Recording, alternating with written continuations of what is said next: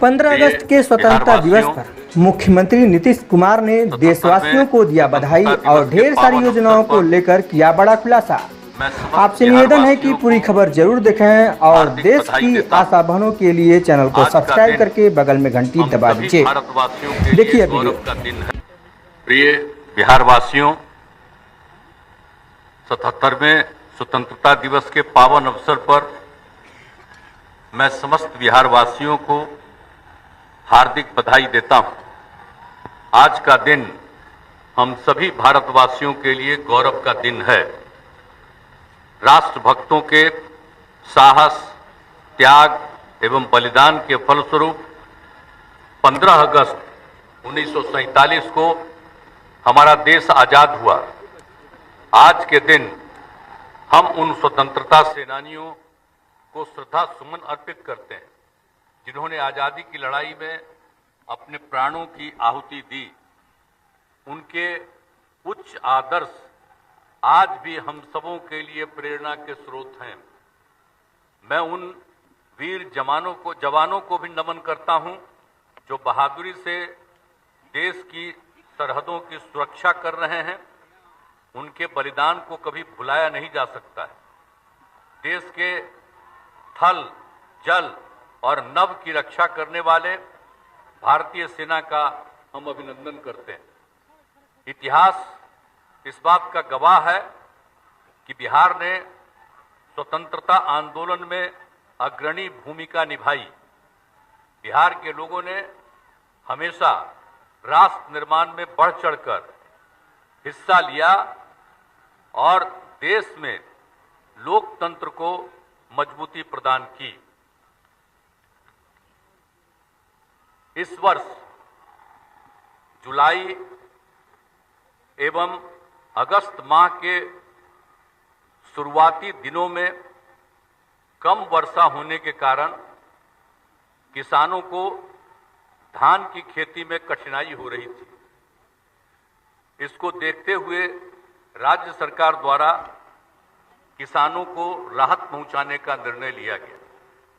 इसके अंतर्गत पिछड़ा एवं फसलों की सिंचाई हेतु 75 रुपये प्रति लीटर डीजल अनुदान दिया जा रहा है। अब तक 96,808 किसानों को डीजल अनुदान दिया जा चुका है तथा आगे भी सभी इच्छुक लोगों को इसका भुगतान दिया जाएगा। सिंचाई के लिए प्रतिदिन 16 घंटे बिजली की निर्बाध आपूर्ति की जा रही है। कृषि कार्यों के लिए बिजली दर को पहले ही घटाकर 65 पैसे प्रति यूनिट कर दिया गया है, जिससे बिजली से सिंचाई करना लगभग 20 गुना सस्ता पड़ता है। जो किसान धान की रोपनी नहीं कर पाएंगे उनके लिए आकस्मिक फसल योजना के तहत कम अवधि की फसलें जैसे मक्का, कुल्थी, उड़द, तोरिया, मटर, भिंडी आदि के बीज निःशुल्क उपलब्ध कराने की पूरी तैयारी की जा चुकी है ताकि किसानों की कुछ न कुछ आमदनी जरूर हो सके। यद्यपि पिछले कुछ दिनों में वर्षापात होने के कारण कल यानी 14/8/2023 तक धान का कुल आच्छादन 89.15% हो गया। फिर भी जिन जिलों में रोपनी कम हो पाई है वहां किसानों को राहत देने के लिए डीजल अनुदान, 16 घंटे बिजली की निर्बाध आपूर्ति तथा वैकल्पिक फसलों के लिए निःशुल्क बीज की व्यवस्था की जा रही है। सभी थानों की व्यवस्था ठीक रखी गई है। हमारा उद्देश्य है कि जो लोग क्राइम करते हैं उन पर पुलिस अपना काम करे और कोई भी अपराधी बच न पाए। इसलिए हर थाने के कार्यों को 2 हिस्सों में हम सब दिन बताते रहे हैं आप सब लोगों को 2 हिस्सों में किया गया है। एक तो केसों का अनुसंधान, इन्वेस्टिगेशन ऑफ केसेस, और दूसरा लॉ एंड ऑर्डर में बांटा गया है, विधि व्यवस्था में। अब पुलिस बल की संख्या में बढ़ोतरी की गई है। पुलिस के लिए वाहन एवं अन्य आवश्यक संसाधन उपलब्ध कराए गए।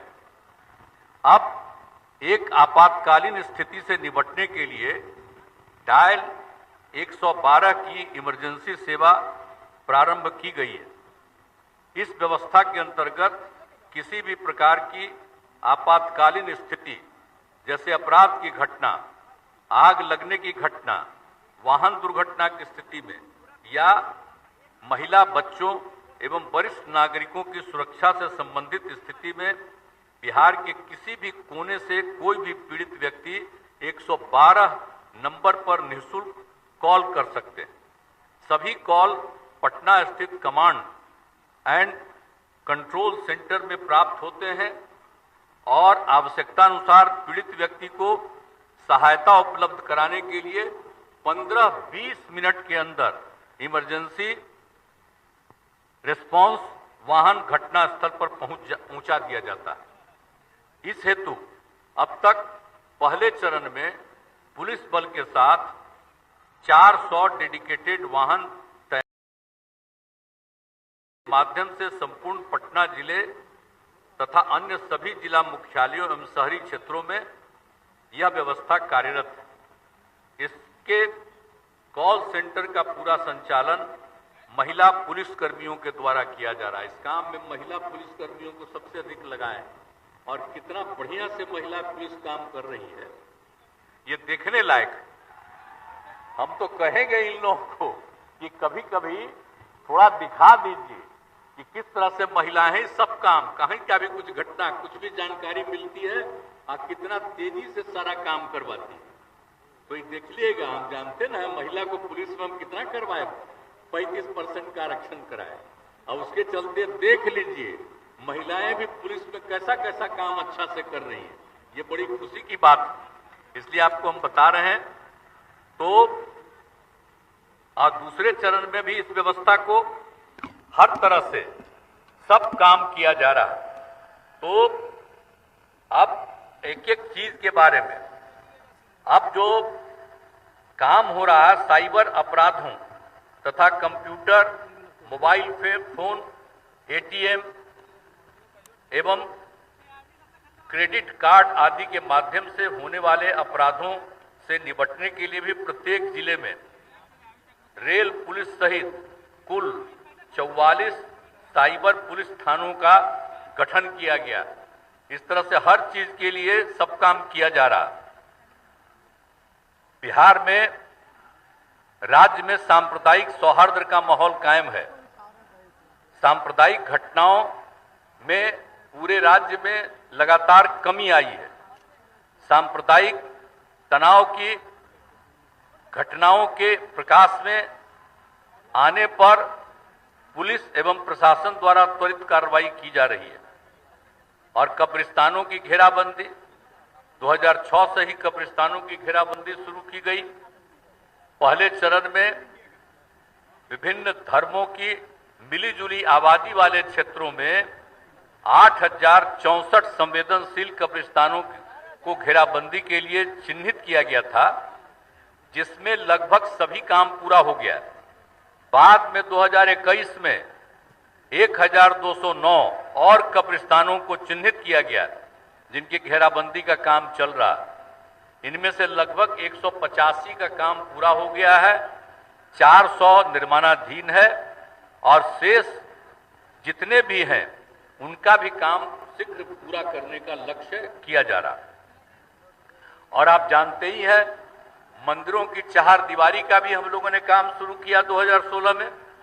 बिहार मंदिर चहारदीवारी योजना शुरू की गई, क्योंकि मंदिरों में यदा कदा कोई मूर्ति का चोरी कर लेता है, किसी तरह की घटना घटती थी, तो हम लोगों ने यही कहा कि 60 वर्ष से पुराने जितने जो भी हैं धार्मिक न्यास परिषद है उसमें निबंधित मंदिरों को घेराबंदी की जा रही है। और ये कितने बड़े पैमाने पर काम हो रहा। अब तक 419 मंदिरों को चहारदीवारी की जा चुकी है और पिछले एक वर्ष में 124 मंदिरों की चार दीवारी की जा रही है। अब हम लोगों ने तय कर दिया है कि भाई 60 साल से अधिक वाले जितने हैं उनके लिए काम शुरू किया है। अब हम लोगों ने तय किया है कि कोई भी मंदिर है 60 साल से कम समय का भी है, उसकी भी चार दीवारी का काम हम लोग काम कराएंगे। ये भी हम लोगों ने सोच लिया है ताकि किसी को कोई मंदिर में कोई बस कहीं कोई गड़बड़ नहीं कर सके, इसलिए ये सब काम हम लोग कर रहे हैं। और शिक्षा के क्षेत्र में भी कितना काम किया गया, सब चीज पर सार्वजनिक ध्यान दिया गया। शिक्षा का स्तर सुधारने के लिए कितना हम लोगों ने खोला। जब से काम करने का मौका मिला तो बहुत जल्दी हमने शुरू में ही 2006 से ही 21,291 नए प्राथमिक विद्यालय खोल दिए गए थे और 19,725 प्राथमिक विद्यालयों को मध्य विद्यालय तक उत्क्रमित किया गया और 63,871 विद्यालय भवन बनाए गए। प्राथमिक विद्यालयों के 2.25 लाख से अधिक क्लासरूम का निर्माण किया गया। सभी विद्यालयों में छात्र एवं छात्राओं के लिए अलग अलग शौचालय बना दिए गए।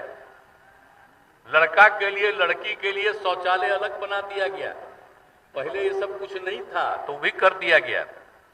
और विद्यार्थियों के लिए पोशाक, साइकिल, छात्रवृत्ति और अन्य कई योजनाएं लागू की गई है। सब तो आप जानते ही हैं, हम लोगों ने शुरू कर दिया था 8 के समय से ही। पहले लड़कियों के लिए शुरू किया 8वें के बाद से, और उसके बाद लड़कों ने डिमांड किया तो 11 से उनके लिए भी शुरू कर दिया। अब कितना ज्यादा सबकी सुविधा हो रही है। अब बालिकाओं की शिक्षा से जनसंख्या के स्थिरीकरण का बिल्कुल सीधा संबंध है।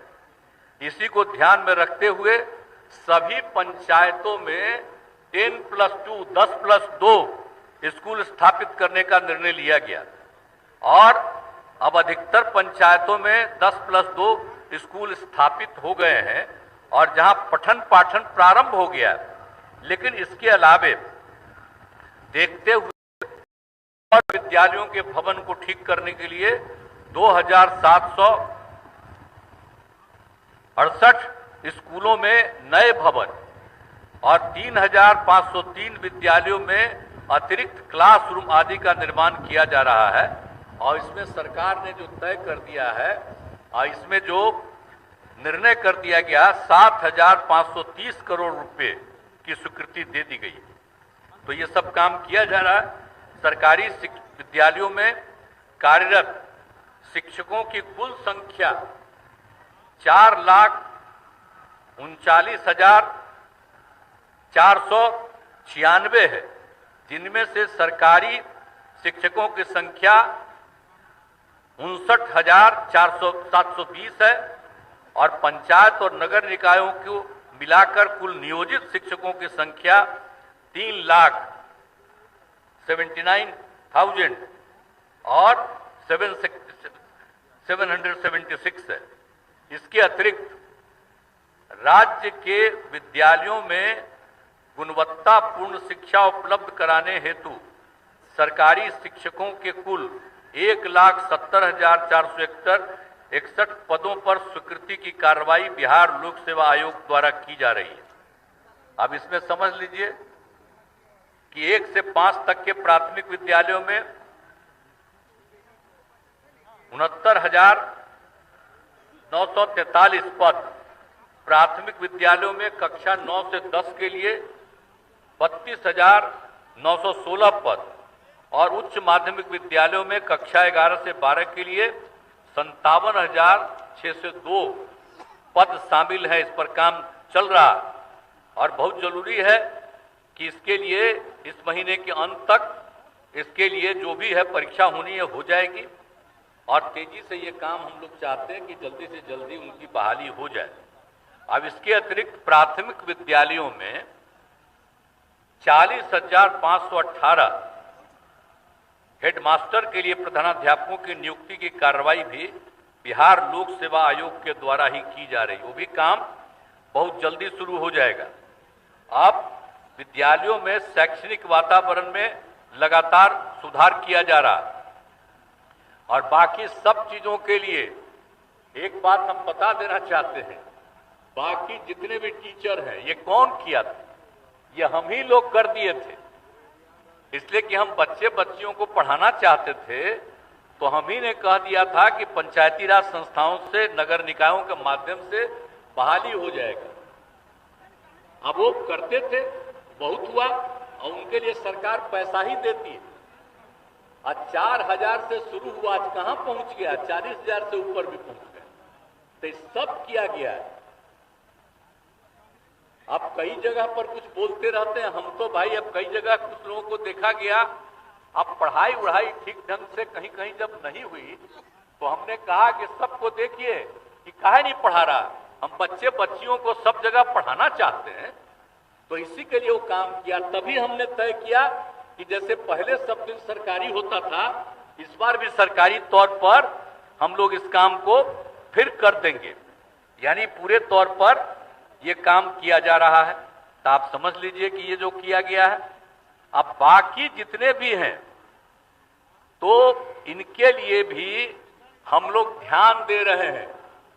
अब वो चिंता न करें, आज ही के दिन हम कह देते हैं कि ये बहाली हो जाने दीजिए, और इसके बाद बाकी लोग भी हैं, उनके लिए भी, उनके हित में जो काम करने वाले हैं, बेहतर करने के लिए हम लोग कुछ काम कर देंगे कि सब सरकार से जुड़ जाएंगे।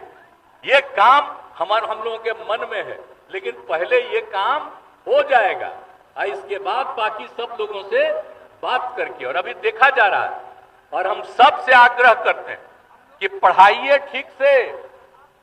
आज जो पढ़ाएंगे नहीं, और जब गायब रहेंगे तब कार्रवाई होगी। आप पढ़ाए रहिएगा तो सरकारी तौर पर भी आगे हम सोच करके करवाने के बारे में हम लोगों के दिमाग में बात है, वो सब करेंगे। तो इसलिए सब लोग मिल करके और सब जगह बच्चे बच्चियों को पढ़ाइए। ये पढ़ाना कितना जरूरी है। अब आजकल देख रहे हैं ना, पहले कितना कम बच्चे बच्चियां पढ़ते, आजकल अब संख्या कितनी बढ़ रही है। इसी के चलते आप जानते हैं ना जी, प्रजनन दर बढ़ रहा। हम लोग काहे कह रहे हैं कि बच्चियों का पढ़ाई जरूरी है। तो आप समझ रहे थे ना, बिहार में 4.3 था, और जो सर्वे हुआ था, तो अगर लड़का लड़की में लड़की मैट्रिक पास है तो प्रजनन दर देश के विभिन्न हिस्सों में 2 था। अब बिहार में भी करवाए हम लोग, तो अगर लड़का लड़की में लड़की भी मैट्रिक है तो उसका भी लगभग 2 था। और उसके बाद देश भर में अगर मैट्रिक के आगे इंटर तक और आगे तक है तो उसका प्रजनन दर देश के सभी हिस्सों में 1.7। अब बिहार में अनेक जगहों पर सर्वेक्षण हुआ तो 1.6। इतनी खुशी आई हमको कि अब हम सब लड़की को भी इंटर तक पढ़वावेंगे। और देखिए अब पढ़ने लगी है, तो आपको पता है अब जो हमारे बिहार का प्रजनन दर 4.3 था, अब घटते घटते पिछले साल में ही 2.9 हो गया। और इसी तरह से सब लड़कियां पढ़ेंगी तो जरूर बिहार का भी प्रजनन दर 2 पर आ जाएगा। अब बिहार क्या स्थिति आप जानते हैं ये।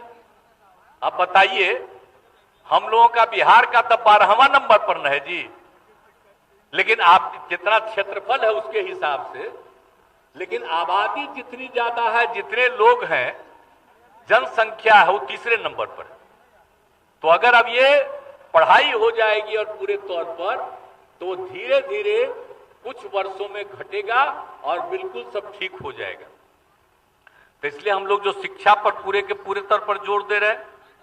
अब आप जान रहे हैं कि सबके स्वास्थ्य पर कितना काम कर रहे हैं, कि सबके स्वास्थ्य की चिंता है और उनके स्वास्थ्य के लिए सब इंतजाम हम लोग करवा रहे हैं। एक एक तरह से पूरे तौर पर काम कर रहे हैं। हर प्रकार से कितना ज्यादा काम किया जा रहा है आप सबको मालूम है। तो 24 घंटे जो भी प्राथमिक स्वास्थ्य केंद्र है, 24 घंटे रहना पड़ता है ताकि कोई किसी समय आए तो ये सब इलाज का काम किया जा रहा है। और एक बार और किया गया 7 निश्चय 2 में एक और काम हम लोगों ने इधर कर दिया, पिछले वर्ष से शुरू किया, और वो सुविधा एक कर दिया है कि भाई टेली मेडिसिन की व्यवस्था की जाए।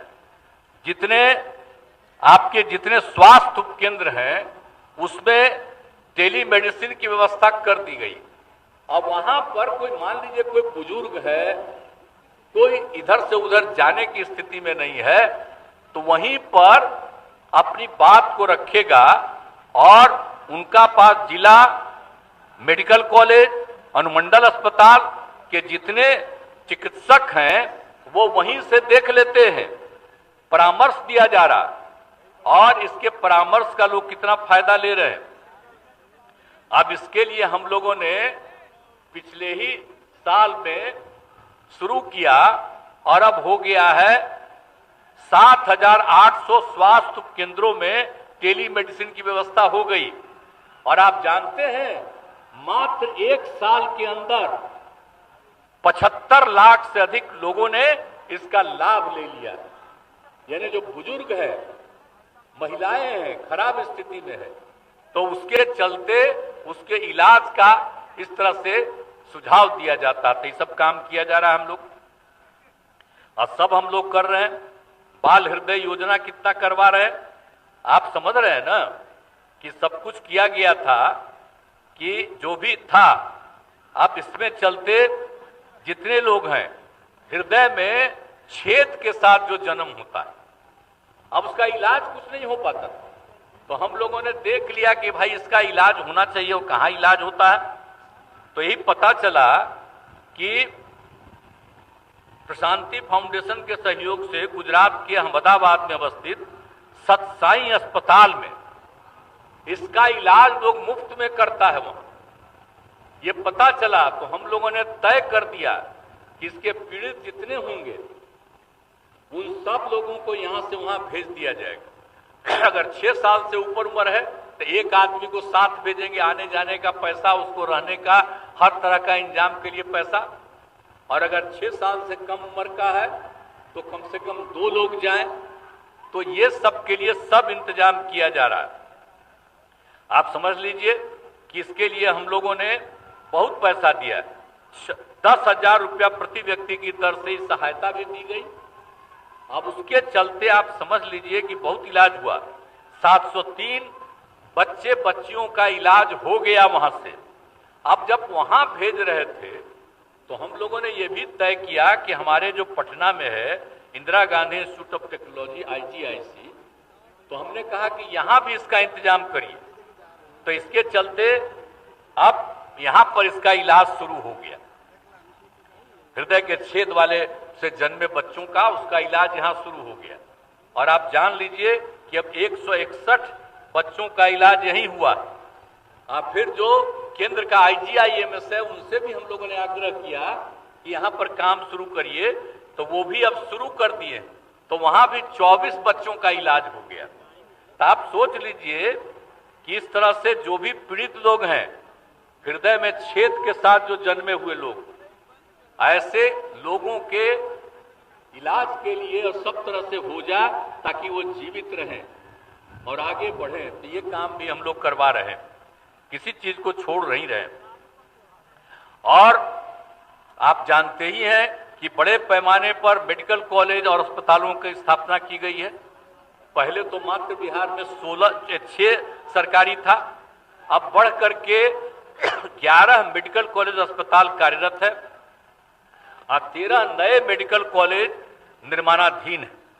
अब हम लोगों ने सोचा कि भाई हम तो तय कर दिए हैं कि जिला तक वाले को करेंगे। भाई जिला तक पर तो सबका होगा, वो आगे हो जाएगा, लेकिन जो प्रमंडलीय मुख्यालय है तो प्रमंडलीय मुख्यालय 9 है, तो उसमें 8 जगह पर मेडिकल कॉलेज है और बन रहा। तो एक ही के बारे में पता चला कि सहरसा में नहीं है। तो अब तय कर दिया है हम लोगों की सरकार ने कि सहरसा में भी मेडिकल कॉलेज की स्थापना की जाएगी। और आप जानते हैं हम लोग बिहार में कितना ज्यादा कर रहे हैं। सबसे पुराना क्या है आप जानते ही हैं, पटना मेडिकल कॉलेज हॉस्पिटल, ये सबसे पुराना। कितना इलाज होता था। बिहार का दूसरा है दरभंगा का डीएमसीएच। तो हम लोगों ने क्या तय किया, भाई बिहार जो पटना मेडिकल कॉलेज हॉस्पिटल है, इसको 5,462 बेड की क्षमता का हम लोग निर्माण करने की शुरुआत कर दिए। एक हिस्सा पूरा हो गया है लगभग। आइए जल्दी से जल्दी हम चाहते हैं, तो जरा सोच लीजिए, इस देश में किसी भी मेडिकल कॉलेज में इतनी बड़ी क्षमता नहीं है जो हम लोग बिहार में पटना मेडिकल कॉलेज हॉस्पिटल का कर रहे हैं। भूलिएगा नहीं, पटना मेडिकल कॉलेज हॉस्पिटल। तो उसका हम लोग इतना बड़ा काम करवा रहे हैं, अभी हो जाएगा तो कितनी सुविधा हो गया। पहले पटना मेडिकल कॉलेज हॉस्पिटल कितना अच्छा रहा है। कितने लोग इलाज के लिए आए, दूसरे राज्यों के, दूसरे देशों के सब होते थे। अब धीरे धीरे उसको और हम लोग बढ़ाएंगे। इसके बाद हम लोगों ने यह भी तय कर दिया कि पटना का दूसरा दरभंगा, तो दरभंगा की भी संख्या हम बढ़ाएंगे 2500 बेड का। उसके बारे में हम लोग निर्णय ले लिए। अब इसके अलावे आप समझ लीजिए कि IGIMS, Indira Gandhi institute of medical sciences, Patna में भी 2500 बेड का, ये जो IGIMS है हमारा, उसको भी 2500 बेड का कर रहे हैं। और NMCH, Nalanda medical college hospital Patna city वाला, उसको भी 2500 बेड का। और श्री कृष्ण मेमोरियल कॉलेज और हॉस्पिटल मुजफ्फरपुर वाले का, उसको भी 2500 बेड का। और Anugrah Narayan Magadh medical college hospital गया वाले को भी 2500 बेड का करेंगे। और आपको बता दिए हैं कि दरभंगा वाले को भी DMCH, Darbhanga medical college hospital को ही 2500 बेड का करेंगे। ये सब तो काम कर रहे हैं। और आपको मालूम है कि आपको पता है कि एम्स बना, आप सब IGIMS बना पटना में। अब उसके बाद ये जो सरकार है अभी, तब 15 में इन लोगों ने कहा कि पटना में मेडिकल कॉलेज अस्पताल बनाएंगे। तो हमने कहा भाई देखिए, श्रद्धेय अटल बिहारी वाजपेयी के टाइम में एक Patna medical college hospital Patna में ये IGIMS बन गया, तो इसको तो आप दूसरा जगह बनाइए, बिहार में दूसरा कहिए। तो उसको सुधार करके बोल दिए। और फिर हमने सुझाव दिया कि भाई देखिए, सबसे पहला मेडिकल कॉलेज पटना, आज बिहार का दूसरा है आपका दरभंगा। तो अच्छा होगा कि आप दरभंगा मेडिकल कॉलेज को आप एडॉप्ट कर लीजिए और उसी को IGIMS बनवा दीजिए। तो शुरू में स्वीकार कर लिए, अब बाद में रिजेक्ट कर दिए कि ना हम अलग बनाएंगे। तो अलग बनाएंगे तो हुआ कि वहां हो। तब हमने तो ये तय कर दिया कि भाई हम लोग दरभंगा को के हॉस्पिटल को करेंगे 2500 बेड का कर देंगे, आप उसके 2500 बेड का। और उसके बाद आप समझिए कि इसी बार हम जो यात्रा में थे, तो वहां के DM ने मुझको जो जगह दिखलाया, एक इतना बढ़िया जगह, कहा कि यहीं पर करके हम लोग दे देंगे IGIMS के लिए। हमने कहा बहुत अच्छा। और ये बात हम लोग भेज दिए। हाँ, एम्स के लिए तो जो कर दिया है, तो हम लोगों ने भेज दिया कि पूरे तौर पर वहां के लिए all India institute of medical science को के लिए हम लोगों ने चुन करके उनको जगह दे दिया। अब आजकल लोग बोल रहे हैं क्या गड़बड़ है रे भाई, जाइएगा। उसको तो खूब ऊंचा कराएंगे और उसके चारों तरफ ऐसा सड़क बनाएंगे, दरभंगा और ज्यादा बढ़ जाएगा। और जहां पर वो है अभी मेडिकल कॉलेज वाला, वहां पर बनेगा तो दूसरे राज्यों और दूसरे जगहों से आने वालों को जाने में थोड़ा समय लगेगा। और ये बन जाएगा तो कोई भी आएगा उसको बहुत जल्दी होगी। इसी को देख करके बना दिए। लेकिन अब नहीं कर रहे हैं भाई, तो जो करिए। हमने तो सारे पत्रकारों से हमसे पूछा था कल, तो हमने कहा कि एक बार हम अनुरोध करेंगे सारे पत्रकारों को कि एक बार चल करके जो जगह हम लोग चुन लिए हैं और वहां के डीएम ने बताया और इतना बढ़िया जगह चुना है और जो काम किया जाएगा, हाथ जोड़ के प्रार्थना करेंगे आप लोगों से कि एक बार चल के देख लीजिए, वहां का भी हो और यहां का भी, सब देख आइएगा और उसको छपवा दीजिए। वैसे तो आप लोगों पर तो प्रतिबंध न है जी, आप सब चीज छाप सकते हैं, ये तो प्रतिबंध न ऊपर से लगा दिया गया है, सबका बात थोड़ी छाप सकते हैं, एक तरफा छप रहा। तो इसलिए कल भी हम कह दिए थे, हमसे पूछे, तो आज भी हम बता दिए कि जितना बढ़िया जगह चुने और वहां पर बन जाए बहुत अच्छा है। तो एक एक चीज जो हम लोग कर रहे हैं तो बहुत अच्छा है। तो इसीलिए तो हर जगह से हम लोग पूरे तौर पर एक एक चीज को करेंगे और कोई दिक्कत नहीं करेंगे और हर प्रकार से पूरे तौर पर। और आप लोग समझ रहे हैं कि हर तरह से कई कामें हो रही हैं। अभी हम लोगों ने राज्य में राजकीय दंत चिकित्सा महाविद्यालय, यह है पैठना भागन बिघा रहुई नालंदा में, उसका निर्माण कर दिया गया और तैयार हो गया, खूब अच्छा है। अब आप समझिए कि राजकीय दंत चिकित्सा के लिए भी एक कॉलेज वहां पर मेडिकल कॉलेज बना दिया गया।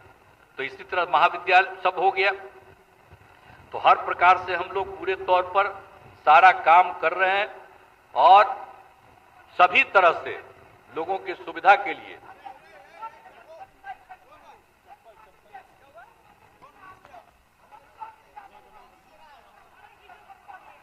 क्या कह रहा? अरे तब मिलेगा ना, अभी कहा के लिए बीच में आ रहा है। अब इसी प्रकार से और आधारभूत संरचना का विकास हुआ है। सड़कों पुलों का निर्माण, तो आप सबको तो मालूम है कि कितना सड़क पुल सबका निर्माण अब पहले से ही जो किया था, सबसे दूर का 6 घंटा, अब हम लोगों का लक्ष्य है कि 5 घंटा में पहुंच जाए। कितना ज्यादा हम लोग बनवा रहे हैं आप देख लीजिए। बाईपास से लेकर के एक एक चीज का सब तरह का निर्माण किया जा रहा है। और आप लोगों को मालूम है ना कि एक एक काम क्या क्या कर रहे हैं हम लोग। आप पटना में दीघा से दीदारगंज तक जेपी गंगा पथ का निर्माण, तो इसकी शुरुआत हम 13 में करवा दिए। एक हिस्सा लास्ट ईयर बन के तैयार हुआ और दूसरा हिस्सा और आगे बढ़ गया, वो कल हम लोग कराए। अब आप लोग सब जानते ही हैं, वहीं पर आप पत्रकार लोग थे, अब कितना बढ़िया बन रहा है और उसको और उधर भी पूरब भी आगे और पश्चिम भी आगे करवाएंगे। तो इतना बढ़िया होगा। तो हम लोग तो एक एक काम कर ही रहे हैं हर चीज के लिए। और पूरा तौर पर जो जेपी गंगा पथ है उसको पूरब में आगे बढ़ा देंगे हम लोग। ये बख्तियारपुर से आगे से ताजपुर का पुल जो बन रहा है उसके लिए, और पश्चिम तरफ में आरा और छपरा का पुल जो बना हुआ है वहां तक इसको बढ़ा देंगे। तो कितनी सुविधा होगी उत्तर बिहार से दक्षिण बिहार आने में और कहीं भी जाने में, कितनी सुविधा होगी। और जानते ही हैं शाम में रात में कितने लोग देखते रहते हैं, जहां पहले बना तब, अब दूसरा बना तब। तो इसीलिए सब काम हम लोग तेजी से कर रहे हैं। और आप जानते ही हैं कि हम लोग महिला सशक्तिकरण और महिलाओं के विकास के लिए काम कर रहे हैं। हर प्रकार से आप सबको हुआ है। आप जानते हैं प्रारंभिक शिक्षक में भी महिलाओं को 50% का आरक्षण हम लोगों ने दिया। अब उसके आगे सब जगह 35% कर दिया है। आपको सबको मालूम है कि पुलिस में भी 35%, बाकी सब सरकारी सेवा में महिलाओं को 35% हम लोगों ने कर दिया। तो कितना ज्यादा सुविधा हम दे रहे हैं। लड़का लड़की सबके उत्थान के लिए काम हम लोग कर रहे हैं। तो हम लोग यही काम करते हैं। और पूरे तौर पर जो पूरा तौर पर काम किया है हम लोगों ने हर तरह से, तो सब तरह से कर रहे हैं। और जीविका का तो हम नामकरण किए, स्वयं सहायता समूह इतना कम था कि हमने देखा और फिर हम घूम करके तो हम कहे कि नहीं भाई, इसको करना चाहिए ज्यादा संख्या में। तो ज्यादा संख्या में हम स्वयं सहायता समूह का गठन और उसका नाम दे दिया जीविका, और उसमें महिलाएं जीविका दीदियां कहलाती हैं। अब कितनी संख्या बढ़ गई, बहुत नाम मात्र की थी, और अब संख्या कितनी बढ़ गई, करीब करीब जीविका के अंतर्गत 10,47,000 स्वयं सहायता समूहों का गठन हो गया, और भी बढ़ेगा। और इसमें 1,30,00,000 से भी अधिक महिलाएं जुड़ करके जीविका दीदियां बन गई है। हम सब से मिलते रहते हैं, जाते रहते हैं। अब कितना विकास हो रहा है और उनका काम हम बढ़वाते जाते हैं। इस बार जो हम घूम रहे थे जनवरी फरवरी में, उनका काम को और आगे बढ़वाने में लग गए। तो हम लोग सोच लीजिए, अरे हमको तो बिहार को विशेष राज्य का दर्जा मिल जाता तो और आगे बढ़ता, लेकिन इन लोग को विशेष राज्य का दर्जा दिए ही नहीं। लेकिन हम लोग अपनी तरफ से, राज्य सरकार की तरफ से जितना ज्यादा विकास का काम कर रहे हैं, अब उसके चलते क्या हो रहा, अब पहले जरा याद करिए ना, कितनी लड़कियां बाहर आती थी, अब देखते हैं सब तो हर तरह से हो गया, सब तरह की सुविधा हम लोगों ने कर दिया। आजीविका दीदियों का भी इतना ज्यादा हम लोगों ने काम कर दिया। और एक सतत जीविकोपार्जन योजना हम बनाए थे बीच में, कि खास करके जितना हम लोग बना रहे थे स्वयं सहायता समूह, तो कुछ बहुत ही गरीब परिवार रहता था, वो इसमें आता नहीं था बाहर, तो इसलिए हम लोगों ने एक स्वयं सतत जीविकोपार्जन योजना की शुरुआत कराई। अब उसमें ये शुरुआत करा दिया कि भाई जरा देखिए, उन लोगों को प्रेरित करिए, और उन लोगों को विशेष मदद देने के लिए हम लोगों ने 1 लाख तक के मदद का कर दिया था शुरू। तो उसमें काफी लोग आ गए। और दूसरी बार जब शराबबंदी लागू हुआ था, तो जो लोग भी इससे जुड़े हुए थे, ताड़ी व्यवसाय से या शराब व्यवसाय से, तो उन लोगों ने जब काम छोड़ दिया तो इसी के साथ जुड़े, तो बहुत संख्या में वो लोग जुड़ गए। अब आप समझ लीजिए कि सतत जीविकोपार्जन योजना में 1,62,125 लोगों को लाभ मिला है, और ताड़ी व्यवसाय से जुड़े परिवारों की संख्या हो गई आकर के इस काम को करने में 30,657, और शराब व्यवसाय से जुड़े व्यापारियों की संख्या हो गई 12,819। अब हमने सोच लिया, आप जानते ही हम इसी बार शुरू में जो घूम रहे थे, तो हमने कहा भी 1 लाख तक का मदद कर रहे हैं, आप और आगे बढ़िए। अब 1 लाख नहीं, अब हम लोग सबको 2 लाख रुपया तक का मदद सरकार की तरफ से देंगे, ताकि ये और गरीब गुरबा तबका का आदमी खूब आगे बढ़े। तो ये सब काम हम लोग कर रहे हैं, और हर जगह से हम लोग कर रहे हैं। आप जानते ही अनुसूचित जाति, अनुसूचित जनजाति, अति पिछड़े वर्ग के विकास के लिए भी काम करते हैं। आप जानते ही हैं, सबको 2018 में अनुसूचित जाति, जनजाति, अति पिछड़ा वर्ग के 18 से सिविल सेवा प्रोत्साहन योजना लागू की गई। अब बिहार लोक सेवा आयोग की प्रारंभिक परीक्षा अब पास जो करता है, पहला परीक्षा जो बीपीएससी का पास करता है, उसको अनुसूचित जाति, जनजाति और अति पिछड़े वर्ग के विद्यार्थियों को 50,000 रुपया का मदद देते हैं, कि दूसरी जो अंतिम परीक्षा करेगा, खूब बढ़िया से पहले मेहनत करेगा, पढ़ेगा और पास करेगा। और उसी तरह से जो संघ लोक सेवा आयोग यूपीएससी में जो प्रारंभिक परीक्षा पास किया और अंतिम परीक्षा के लिए देना है, उसको 1 लाख रुपया का मदद दे रहे हैं।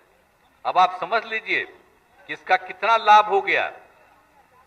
बीपीएससी में अब तक अनुसूचित जाति और जनजाति का 3,969 अभ्यर्थियों का, और अति पिछड़े वर्ग के 5,724 अभ्यर्थियों का ने लाभ लिया। इसका लाभ मिल गया, मेरे पास कर गए, कहां आगे बढ़ गए। और दूसरी तरफ जो संघ लोक सेवा आयोग है, उसमें अनुसूचित जाति और जनजाति के 183 अभ्यर्थियों का और अति पिछड़े वर्ग के 143 अभ्यर्थियों द्वारा इस योजना का लाभ दिया जा रहा है। तो इतना ज्यादा हम लोग काम कर रहे हैं, हर तरह से हम लोग एक तरह से काम कर रहे हैं, कोई भी काम नहीं छोड़ रहे हैं। और एक बार आप लोगों को यह ध्यान में होगा, ग्राम परिवहन योजना भी हम लोग शुरू किए थे। क्या किया था शुरू में हम लोग कि 5 वाहनों का खरीद के लिए 1 लाख रुपए तक का अनुदान देंगे, और उसमें 3 अनुसूचित जाति जनजाति को और 2 अति पिछड़े वर्ग को, लेकिन उसको बढ़ा के 7 कर दिया। अब 4 अनुसूचित जाति जनजाति के लिए और 3 कर दिया इनके लिए, अति पिछड़े वर्ग के लिए। तो इस तरह से अब अनुसूचित जाति जनजाति में 24,821 और अति पिछड़े में 18,285 युवाओं को इस योजना का लाभ मिला। अब कितना रखे हुए है, बोलिए कितना खरीद कर रहा है, हर तरह से हम लोगों ने कितना लाभ दिया। अब कितना ज्यादा लेकर के वो चला रहा है, वाहन चला रहा है, सब कुछ को कितना लाभ मिल रहा है। अब इसी तरह से अल्पसंख्यक वर्ग के लिए भी बहुत सारा काम किया गया है। अब आप जानते ही मदरसा सुदृढ़ीकरण योजना 18-19 से लागू है। अब बिहार राज्य मदरसा शिक्षा बोर्ड में से मान्यता प्राप्त मदरसों के शिक्षकों और अन्य कर्मियों का वेतन भी बढ़ा करके जो अन्य सरकारी स्कूलों का वेतनमान वही दिया जा रहा है। और उसी तरह से सुन्नी और शिया वक्फ बोर्ड की जमीन पर बहुउद्देशीय भवन, मुसाफिर खाना, विवाह भवन, व्यावसायिक भवन, दुकान, मार्केट कॉम्प्लेक्स का निर्माण कराया जा रहा है। अब आपको मालूम है ना, यहीं पर है सुन्नी वक्फ बोर्ड का अंजुमन इस्लामिया हॉल। ये कितना पुराना जगह पटना में था। हम लोग जब पढ़ते थे कॉलेज में, उस समय भी उसमें जाते थे, आगे भी जाते थे, तब उसका कितना विकास करा दिए। अंजुमन इस्लामिया हॉल को जाकर के देखिए कि नए सिरे से भव्य इमारत के रूप में बनाया गया है। अब उसी तरह से पटना सिटी में शिया वक्फ बोर्ड के लिए भी जमीन है, उस पर काम चल रहा। तो पूरे तौर पर मुस्लिम परित्यक्ता सहायता योजना मिलती है, जो उस महिला को छोड़ देता है, जिसको छोड़ देता है, तो उसके लिए हम लोगों ने पहले 10,000 रुपया का राशि देना शुरू किया और 17 से हम लोग इसको 25,000 रुपया कर दिए, और इसमें 14,967 महिलाओं को सहायता मिल गई। तो हर तरह से हम लोग काम कर रहे हैं। हर घर नल का जल का योजना पूरा हो गया। कौन सा काम नहीं हम लोग कर रहे हैं, हर प्रकार से। और इसमें क्या किए थे, 50% का काम, चूंकि जहां आयरन है, आर्सेनिक है, फ्लोराइड है, लोक स्वास्थ्य अभियंत्रण विभाग से कराते थे, और बाकी काम पंचायती राज संस्थाओं या नगर निकायों का। तो काम तो बहुत हद तक हुआ, लेकिन अब हम लोगों ने तय कर लिया है कि पंचायत और नगर निकायों में भी जो क्रियान्वित है उसके मेंटेनेंस का काम, और जहां कहीं छूट गया है या टूट गया है उसके निर्माण का काम भी, और पंचायत और नगर निकायों के माध्यम से नहीं, उसका भी काम, बाकी जगहों का भी लोक स्वास्थ्य अभियंत्रण विभाग के द्वारा कराया जाएगा। यानी अब जो 2 प्रकार का था, अब खाली आयरन, आर्सेनिक और फ्लोराइड वाला ही नहीं, बल्कि सब का सब काम अब इनके माध्यम से लोक स्वास्थ्य अभियंत्रण विभाग के द्वारा होगा। और आप जानते हैं ना, जो हम लोगों ने शुरू करा दिया सोलर स्ट्रीट लाइट। आपको मालूम है कि सभी पंचायतों के प्रत्येक प्रखंड में औसतन 10-10 सोलर लाइट। इस बार जब हम घूमने के लिए गए, देखे जहां बन गया, कितना अच्छा होता है भाई, रात भर रोशनी रहती है। और हम लोगों ने यह तय कर दिया कि अगर 10 नहीं, 10 के आगे की आवश्यकता होगी तो 10 के आगे भी करना चाहिए। तो ये सब काम हम लोग कर रहे हैं। तो ये सब एक एक चीज को नहीं छोड़ रहे हैं, और पूरे तौर पर और हर खेत तक सिंचाई का पानी पहुंचाने के लिए भी पूरे काम में नजर रखा जा रहा है। उसका भी बहुत सारा काम हुआ है और काम किया जा रहा है। और आप जानते हैं, कृषि रोड मैप जो हम लोगों ने शुरू किया था 2008 से, 3 पूरा हो गया, अब 4था भी शुरू कर दिया है। अब इसके लिए आप समझ लीजिए कि तीनों कृषि रोड मैप होने के बाद धान, गेहूं एवं मकई की उत्पादकता पहले के मुकाबले में दोगुनी हो गई है। साथ ही दूध, अंडा, मांस, मछली उत्पादन में काफी वृद्धि हुई। अब इसके बाद भी हम, आप समझ लीजिए, 2.5 गुना बढ़ गया है मछली का उत्पादन पहले से। अब 5 साल के लिए और हम लोगों ने जो चौथा कृषि रोड मैप, चतुर्थ कृषि रोड मैप की शुरुआत करा दी है। और इसमें आप जान लीजिए कि 1,62,268 करोड़ रुपए की योजना है। अब इसके बाद आप समझ लीजिए कि आप जानते हैं कि 75% लोग इन्हीं सब चीजों पर बिहार के निर्भर हैं। अभी जो कृषि रोड मैप से उनका भी कितना विकास हुआ और कितना ज्यादा हो रहा है, सबको फायदा। तो ये सब काम भी करवा रहे हैं। इसलिए आपको हम बता रहे हैं कि हम लोग तो भाई, देश आजाद है। अब बिहार की आजादी की लड़ाई का भी बहुत बड़ी भूमिका रही है। अब बिहार में हम लोगों को काम करने का मौका मिला तो हम सब लोग मिल करके बिहार के विकास के लिए भी और काम कर रहे हैं। और हर जगह से नौकरी और रोजगार की व्यवस्था की जा रही है। एक भी काम नहीं छोड़ा जा रहा, हर तरह से किया जा रहा। अब इस बार हम तो पिछली बार क्या बोले थे आपको कि भाई हम लोग सरकारी 10 लाख नौकरी करेंगे और 10 लाख रोजगार का अवसर देंगे। और जान लीजिए इस बार बहुत हो गया है, अगले साल तक ही काम पूरा हो गया। अभी आपको बता देते हैं, अभी 1,50,563 सरकारी नौकरियां लोगों को प्राप्त हो गई और 3,62,404 नए पदों का सृजन हो चुका किया गया और 2,86,461 पदों पर नियुक्तियां प्रक्रियाधीन है।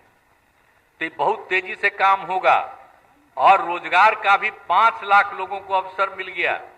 तो हम लोगों का पूरा लक्ष्य है कि अगले वर्ष तक सरकारी नौकरी भी 10 लाख तक मिल जाए और रोजगार का भी अवसर 10 लाख तक मिल जाए। तो इसी में हम लोग लगे हुए हैं। हम लोग सारा काम करते हैं।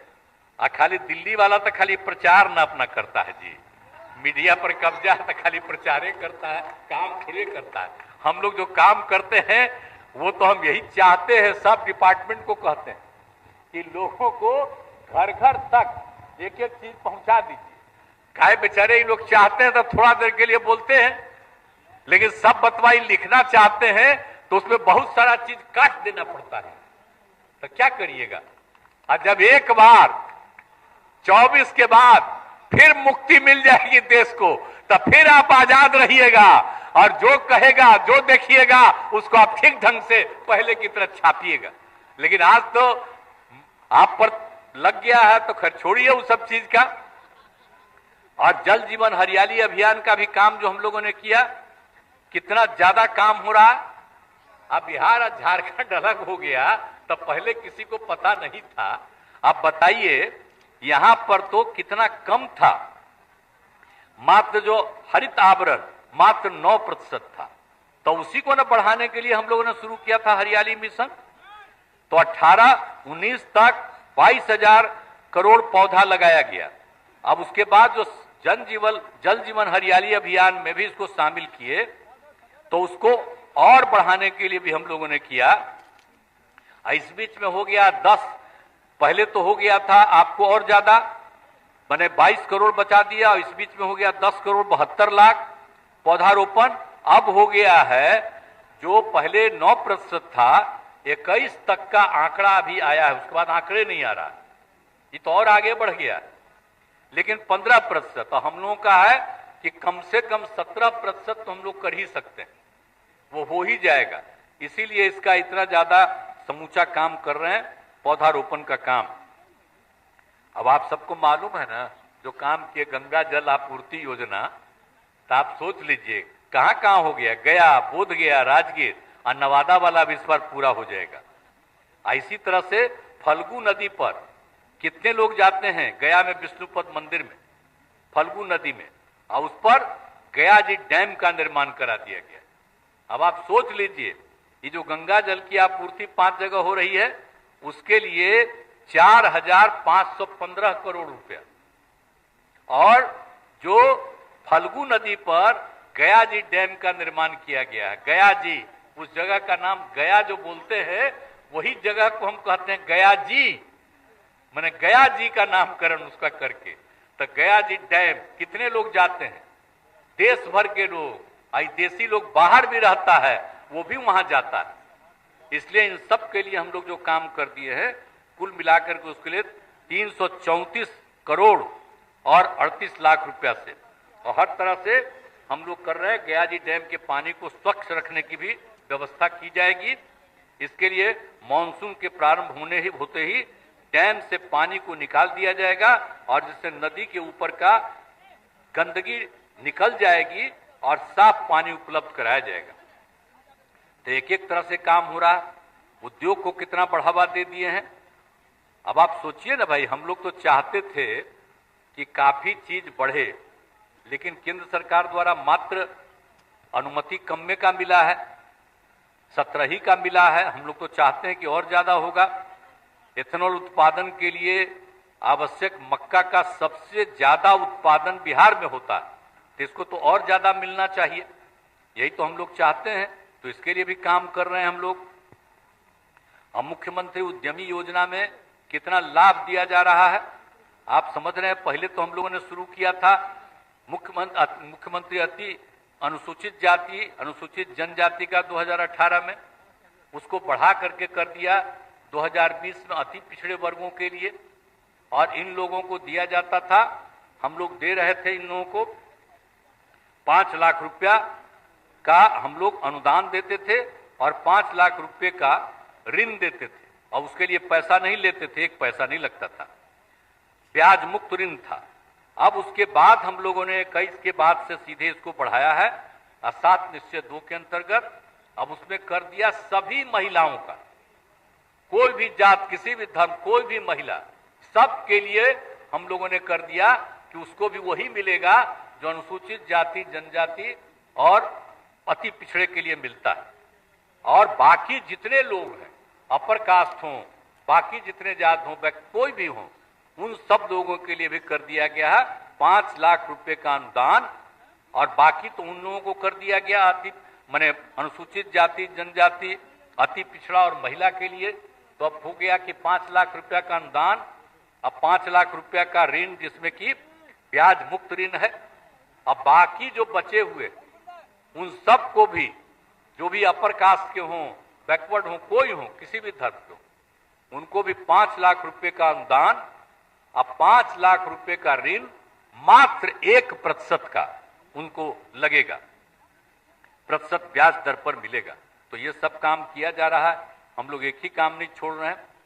और आप जानते हैं जाति आधारित गणना का काम हम लोगों ने शुरू किया। सारे हम लोगों के विधानसभा विधान परिषद में हमेशा इस बात को 19 में भी 20 में भी कब नहीं कहते थे, सभी पार्टियों के लोग मांग करते थे कि जाति आधारित जनगणना होनी चाहिए। तब 2021 में तो हुआ ही नहीं है, लेकिन सभी पार्टी के लोग मिलकर के केंद्र से मिले कि भाई जाति आधारित जनगणना होनी चाहिए। वो एक्सेप्ट नहीं हुए। वहीं से कहा गया कि जो मन में आवे राज्य में करे। तो राज्य में फिर सभी पार्टियों ने मिल करके बैठ करके निर्णय लिया और इस काम को शुरुआत कर दिया जाति आधारित गणना का हम लोगों ने 2022 से। बहुत हद तक काम हो गया, लेकिन इस बीच में कोई चला गया, यहां कोर्ट में चला गया। तो इसके बाद उसमें जो है वहां से फिर रोक लग गई, उच्च न्यायालय से रोक लग गई 1/8 को। मैंने पहले रोक लगा था कि नहीं होगा, बाद में हुआ कि नहीं, इस पे जो भी दिया था उसको स्वीकार नहीं किया और फिर राज्य सरकार को अनुमति दे दिया कि हाँ करिए। तब वो काम भी लगभग अब पूरा होने जा रहा।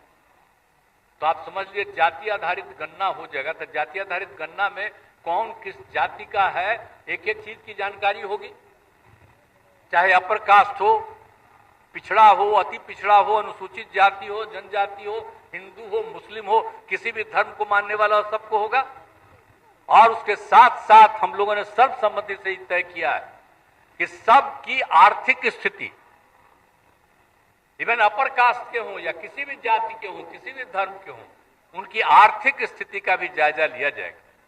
और जिनकी आर्थिक स्थिति ठीक नहीं है, उनकी आर्थिक स्थिति को सुधारने के लिए और मदद दी जाएगी। यही सोच करके उसके लिए अलग योजना बनेगी। तो हम लोग ये काम कर रहे हैं, तो सबके हित में काम कर रहे हैं। तो ये सब काम भी कर ही दे रहे हैं। आपको हम यही कहना चाहते हैं कि हो जाएगा। तो इसीलिए अब जो भी काम हम लोगों को करना है करते रहेंगे और राज्य के हित में ये सब काम हम कर रहे हैं। और आप सब लोग आज यहाँ पर आए हुए हैं और कितनी बड़ी संख्या में सब लोग उपलब्ध हैं। हमको देख करके इतनी खुशी हुई है, आप सब लोगों को देख करके। मैं आप सब लोगों का अभिनंदन करता हूं जो इतनी बड़ी संख्या में आप सब लोग उपस्थित हैं। आप पत्रकार भी भारी संख्या में उपस्थित हैं, मैं सबका अभिनंदन करता हूं। और इसके बाद अब मैं अपनी बात को समाप्त करना चाहता हूं। तो सरकार की कामना है कि समाज में सद्भाव एवं भाईचारे का वातावरण कायम रहे तथा पर्यावरण का संरक्षण हो। सभी चुनौतियों के बावजूद हमारा राज्य प्रगति के पथ पर अग्रसर है। हमारा अतीत गौरवशाली है और विरासत समृद्ध है। हम उसी ऊंचाई को फिर से प्राप्त करना चाहते हैं।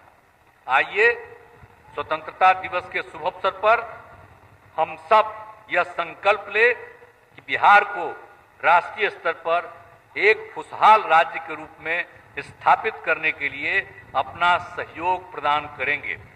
इस अवसर पर एक बार पुनः सभी बिहार वासियों को और यहाँ जितने लोग मौजूद हैं सबको मैं शुभकामनाएं देता हूं। जय हिंद।